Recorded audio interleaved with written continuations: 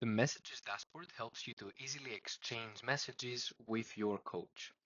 As you can see here, you can view your coach messages, also the messages that you send to the coach. And here, once the coach sends you a message, you will get an unread notification.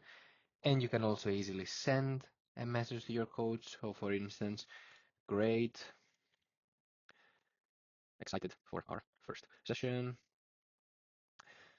And here you can format it as you wish. Let's say we would like to apply an italic and bold. And here you have different options to also send a bit more complex messages if you wish, or a note, and so on and so forth. And by clicking send, it's sent.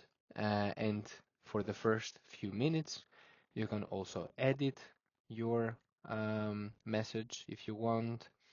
So for instance, let's change this to a dot, save.